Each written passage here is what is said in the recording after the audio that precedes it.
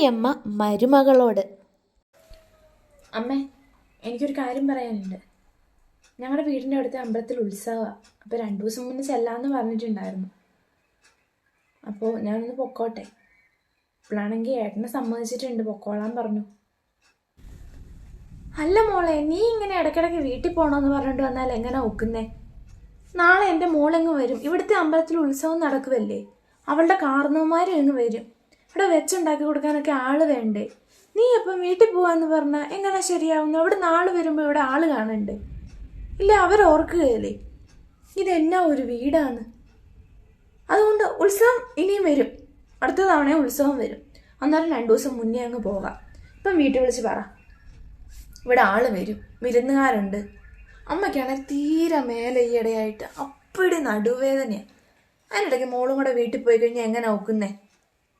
തന്നെയല്ല, അവൻ ഇഷ്ടപ്പെടുകയല്ല ഇടയ്ക്കിടയ്ക്ക് വീട്ടിൽ പോകണമെന്ന് പറഞ്ഞാൽ.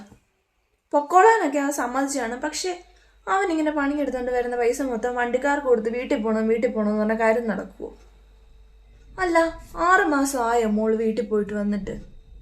ഇങ്ങനെ ഇടയ്ക്കിടയ്ക്ക് വീട്ടിൽ പോകണമെന്ന് പറഞ്ഞുകൊണ്ട് വരാതെ മോള് അടുക്കളെല്ലാം ജോലിയൊന്നും നോക്കിക്കേ. മോളൊക്കെ നാളെ വരും, മോളും മോടെ വീട്ടുകാരും. അന്നേരത്തേക്ക് നാളത്തേക്കുള്ള എന്നാന്ന് വെച്ച് കഴിഞ്ഞാൽ നോക്കി കണ്ടുനോക്കുകയൊന്നും ചെയ്തേ. അമ്മ ഇച്ചിരി നേരം പോയി നിരിക്കട്ടെ.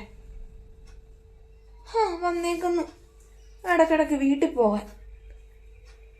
അതേസമയം കെട്ടിച്ചയച്ച തൻ്റെ സ്വന്തം മകളോട്. മോളെ, അമ്മയാ, എന്നെ എടുക്കുവാ. നാളെ ഉത്സവം തുടങ്ങുവാന്ന് അറിയത്തില്ലേ? മോളോട് ഞാൻ 2 ദിവസം മുന്നേ ഇങ്ങോട്ട് വരണമെന്ന് പറഞ്ഞതല്ലേ? എൻ്റെ കുഞ്ഞിന് എപ്പം നോക്കിയാലും അവിടെ പണിയാണോ? എന്നാണ് നാളെ ഉത്സവം തുടങ്ങുക.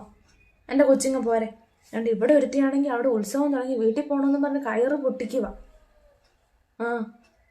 എൻ്റെ കൊച്ചിങ്ങ് പോരെ. അമ്മയ്ക്ക് തീരെ വയ്യ, അപ്പടി നടുവിന് എന്നും പറഞ്ഞ് അവളെ ഞാൻ പെരക്കകത്ത് കയറ്റി ഇരുത്തിയേക്കുക. അതുകൊണ്ട് എൻ്റെ മോളിങ്ങ് നാളെ വന്നേക്കണം. 2 ആഴ്ച കഴിഞ്ഞിട്ട് ഇനി തിരിച്ചു പോയാൽ മതി. ക്ഷീണമൊക്കെ മാറിയിട്ട് തിരിച്ചു പോയാൽ മതി. അവൾ വേണ്ട ഒരു പണിയില്ലാതെ ഇങ്ങനെ ഇരിക്കുക. എൻ്റെ കൊച്ചിങ്ങോട്ട് പോരെ.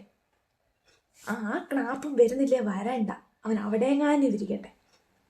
എൻ്റെ കൊച്ചിന് സമാധാനമായിട്ട് 2 ദിവസം ഇവിടെ വന്നിരിക്കാമല്ലോ. എൻ്റെ മോളിങ്ങ് പോരെ. അവളോട് ഞാൻ പറഞ്ഞിട്ടുണ്ട്, ഇനി അവിടെ വീടിൻ്റെ അടുക്ക് ഉത്സവം ഇനിയും വരും, അന്നേരം പോകാമെന്ന്. ഇപ്പം എന്നാണെങ്കിലും ഞാൻ വിടുന്നില്ല. മോളിങ്ങ് പോരെ. അവക്കാണ് നല്ല രുചിയായിട്ട് ഭക്ഷണമൊക്കെ ഉണ്ടാക്കാൻ അറിയാം. ഇങ്ങ് പോരെ. അവനോട് പറഞ്ഞിട്ട് പോരെ. ശരി മോളെ, എന്നാ അമ്മ അങ്ങോട്ടൊന്ന് ചെല്ലട്ടെ.